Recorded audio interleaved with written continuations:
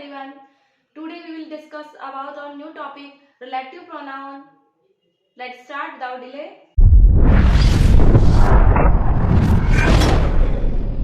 Relative pronoun क्या होते हैं? The pronoun that connect a sentence by relating to a noun are called relative pronouns. The noun or pronoun that comes before the relative pronoun is called antecedent. तो antecedent का meaning होता है पूर्ववर्ती, यानी जो उससे पहले लगाया जाता है. The relative pronoun will come exactly after the noun it describes. जब हम उसका describes करना चाहते हैं उस noun का, उसके बाद में लगाया जाता है. एग्जाम्पल लेते हैं कि रिलेटिव प्रोनाउन कौन कौन से होते हैं. तो देखिए who, which, whom, that, where. तो I know the woman who is standing beside इसको. तो देखिए यहाँ पे रिलेटिव प्रोनाउन कौन सा है?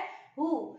ए girl whose hair is curly looks beautiful. तो देखिए स्टूडेंट्स, यहाँ हमें ये समझना है कि यहाँ हु का यूज कैसे किया गया था और यहाँ पे हुज कैसे यूज किया गया था. चलिए इसके लिए हम वन बाय वन समझते हैं. Use of who. Who is used to relate to a living person. जो who का यूज होता है वो एक लिविंग पर्सन के लिए होता है. Who is used for subject, यानी इसको हम सब्जेक्ट के लिए यूज किया जाता है. If there is no subject verb and there is only verb helping verb after the space then use who. तो देखिए यहाँ क्या होता है कि वहाँ पे कोई सब्जेक्ट नहीं दिया हुआ होता है, डायरेक्टली वहाँ पे वर्ब या हेल्पिंग वर्ब दी होती है. तो हम इसे एग्जाम्पल से समझते हैं. I know the girl danced yesterday. तो देखिए यहाँ क्या है, हमारी नाउन है. नाउन के बाद में ब्लैंक स्पेस दे रखा है, उसके जस्ट बाद में हमें या तो हेल्पिंग वर्ब मिलेगी या वहां मेन वर्ब मिलेगी, लेकिन वो किससे रिलेट करेगी? किसी लिविंग पर्सन को. तो वहां हमें हु का यूज करना है. I like the boy who helps the poor. He is the man who has helped my son in the school. चलिए नेक्स्ट देखते हैं. Use of home. whom is used for object. जो whom का use किया जाता है वो object के लिए किया जाता है. if subject equal verb or the if there is subject plus verb plus blank space after the blank space use whom. तो देखिए यहाँ क्या करना होता है, हमारा सब्जेक्ट दे रखा है, सब्जेक्ट के जस्ट बाद में हमें कोई नाउन दे रखी होगी. I know the girl whom the principal will award tomorrow. तो हम इसको एक बार ट्रांसलेट करके समझते हैं कि I know the girl, मैं उस लड़की को जानता हूँ या जानती हूँ, whom जिसको the principal will award tomorrow, जिसे कि प्रिंसिपल के द्वारा अवार्ड मिलने वाला है. Next, he is a class monitor whom all like. वह हमारा क्लास का मॉनिटर है जिसको सभी लाइक करते हैं. Next, use of whose. whose is used to show possession. जो whose का यूज किया जाता है वो पोजेशन दिखाने के लिए किया जाता है, यानी अधिकार दिखाने की. किसी नाउन का दूसरे नाउन से क्या होता है? पोजेशन होता है, उनका अधिकार होता है, उसके लिए किया जाता है. whose plus noun. एग्जांपल लेते हैं. The boy whose mother is a teacher. अब अभी यहाँ समझना है कि द बॉय यानी ये जो लड़का है, whose mother is a teacher, जिसकी जो माता जी है वो क्या है? टीचर. यानी दोनों को रिलेट कौन कर रहा है? whose प्रोनाउन कर रहा है. Is my bosom friend. She was a bold young woman. तो देखिए यहाँ क्या दे रखा है कि वो एक बॉल्ड यंग वुमन है. whose voice was very loud, यानी उसकी जो वॉइस है वो क्या है? बहुत लाउड है. तो ये किसका रिलेट कर रहा है? इस वुमन का रिलेट उस वॉइस के साथ में किया जा रहा है. Next, use of which. Which is use to refer to non living thing and animals. जो विच का यूज होता है वो नॉन लिविंग थिंग के लिए एंड एनिमल्स के लिए किया जाता है. एग्जाम्पल से समझते हैं. The book which I purchase yesterday is useless. तो देखिए यहाँ द बुक क्या है? नाउन है, लेकिन तो हम इसमें क्या यूज करेंगे? विच का यूज करेंगे कि the book which I purchase, जिसको मैंने खरीदा था, यस्टरडे यानी बीते हुए कल ने मैंने जिस बुक को खरीदा था, इज यूजलेस. वो कैसी थी? बिल्कुल यूजलेस थी. The house which has brown gate is ours. A tiger is the animal which run fast. तो देखिए यहाँ पे बात टाइगर की हो रही है, तो हम कैसे पूछेंगे कि कौन सा जानवर है जो तेज दौड़ता है? तो हम क्या बोलेंगे? कौन सा. तो कौन सा को क्या बोला जाता है? विच.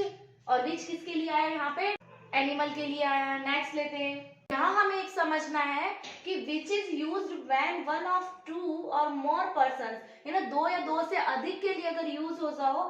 Things has to be selected and discussed, यानी पर्सन और थिंग्स के लिए होता है, दो या दो से अधिक होता है, तो वहां हमें विच का यूज करना है. देखिए एग्जाम्पल से, which of the pen do you like most. तो यहाँ बात पेन की हो रही है, तो हम पूछ रहे हैं कि आपको कौन सा पेन पसंद है, या आपको कौन सी बुक पसंद है, तो वहां सभी में से, यानी उसकी जो कंपेयर किया जाता है वो सभी के साथ किया जाता है। I don't know which is the eldest among your brothers, यानी सभी जो आपके भाई है उनमें से हमें पता नहीं चल रहा, तो कौन से में से। चलिए नेक्स्ट लेते हैं, यूज ऑफ देट। तो देखिए बच्चों, ये देट वाला यूज थोड़ा सा अपना लेंथी रहेगा, तो इसको ध्यान से समझना है।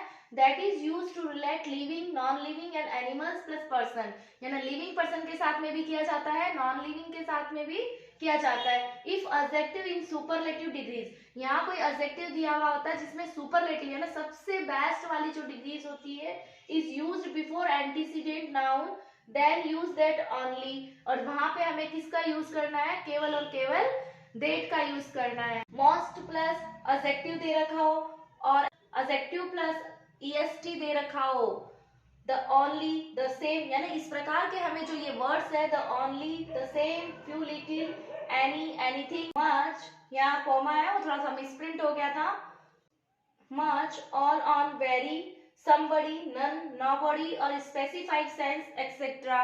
be it noun, living or non-living or animal। चलिए एग्जाम्पल से समझते हैं।